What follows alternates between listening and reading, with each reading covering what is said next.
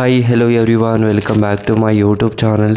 ಇವತ್ತಿನ ಈ ವಿಡಿಯೋದಲ್ಲಿ ಚಾ ತ ಪಾ ಚ ಮೂವಿಯ ರಿವ್ಯೂ ಮಾಡ್ತಾಯಿದ್ದೀನಿ. ಈ ಮೂವಿಯ ಸ್ಟೋರಿ ಏನು, ಬಜೆಟ್ ಏನು, ಕಲೆಕ್ಷನ್ ಏನು ಮತ್ತು ಡೈರೆಕ್ಟರ್ ಹೆಸರು, ಆ್ಯಕ್ಟರ್ ಹೆಸರು, ಇನ್ನೂ ಹಲವಾರು ಫ್ಯಾಕ್ಟ್ಗಳನ್ನು ಈ ವಿಡಿಯೋದಲ್ಲಿ ತಿಳ್ಕೊಬರೋಣ. ಅದಕ್ಕೂ ಮುಂಚೆ ನಮ್ಮ ಚಾನಲ್ಗೆ ಸಬ್ಸ್ಕ್ರೈಬ್ ಆಗಿಲ್ಲ ಅಂದರೆ ಸಬ್ಸ್ಕ್ರೈಬ್ ಮಾಡಿಕೊಂಡು ಕೆಳಗಡೆ ಕಾಣ್ತಿರೋ ಬೆಲ್ಲೈಕನ್ನ ಕ್ಲಿಕ್ ಮಾಡಿಕೊಳ್ಳಿ. ಬನ್ನಿ ಗಾಯ್ಸ್, ಇವತ್ತಿನ ವಿಡಿಯೋವನ್ನು ಶುರು ಮಾಡೋಣ. ಮೊದಲು ಈ ಮೂವಿಯ ಮೇನ್ ಲ್ಯಾಂಗ್ವೇಜ್ ಬಂದು ಮಲಯಾಳಂ ಆಗಿದೆ. ಯಾವುದೇ ಭಾಷೆಗಳಲ್ಲೂ ಡಬ್ ಆಗಿಲ್ಲ ಅಂತ ಹೇಳಬಹುದು. ಮತ್ತು ಡೈರೆಕ್ಟರ್ ಬೈ ದಿವೀನ್ ನಾಯರ್.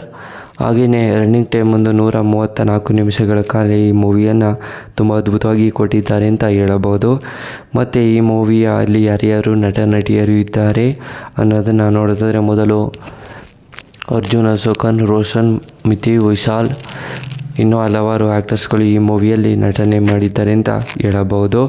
ಹಾಗೆಯೇ ಆ್ಯಕ್ಟರ್ಸ್ಗಳೆಲ್ಲ ತುಂಬ ಅದ್ಭುತವಾಗಿ ನಟನೆ ಮಾಡಿದ್ದಾರೆ ಅಂತ ಹೇಳಬಹುದು. ಮಲಯಾಳಂನಲ್ಲಿ ಸಾಂಗ್ ಕೂಡ ತುಂಬ ಅದ್ಭುತವಾಗಿ ಕೊಟ್ಟಿದ್ದಾರೆ ಅಂತ ಹೇಳಬಹುದು.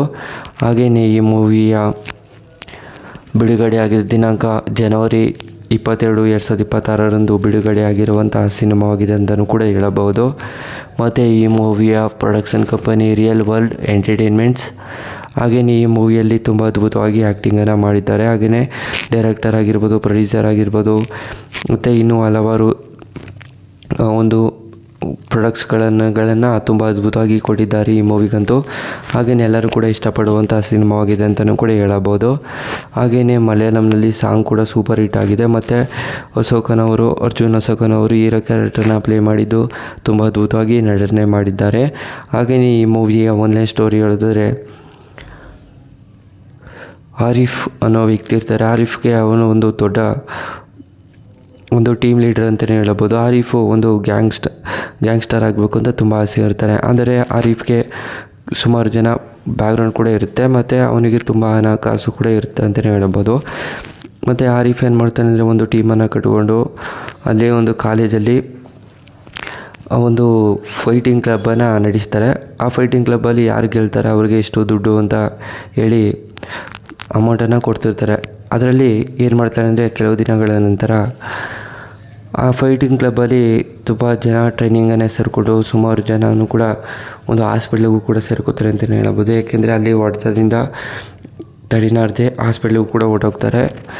ಈ ರೀತಿ ಎಲ್ಲ ಆಗ್ತಾ ಇರುತ್ತೆ. ಪೊಲೀಸ್ನವರು ಕೂಡ ಮ್ಯಾನೇಜ್ ಮಾಡ್ತಿರ್ತಾರೆ ಮತ್ತು ಏನೂ ಆಗದಂಗೆ ನೋಡ್ಕೋತಾ ಇರ್ತಾರೆ ಅಂತಲೇ ಹೇಳ್ಬೋದು. ಕೆಲವು ದಿನಗಳ ನಂತರ ಅಲ್ಲಿಗೆ ಒಂದು ಟೀಮ್ ಬರುತ್ತೆ. ಆ ಟೀಮನ್ನು ಬಂದು ಸೋಲಿಸ್ತಾರೆ ಫೈಟ್ ಕ್ಲಬ್ಬಲ್ಲಿ. ಆ ಕ್ಲಬ್ಬನ್ನು ಆಡು ಕೂಡ ಇಡ್ತಾರೆ, ಅದರಲ್ಲೂ ಕೂಡ ಗೆಲ್ತಾರೆ. ಅದ್ರ ಮೇಲೆ ಪೊಲೀಸ್ ಕಂಪ್ಲೇಂಟ್ ಕೂಡ ಆಗುತ್ತೆ.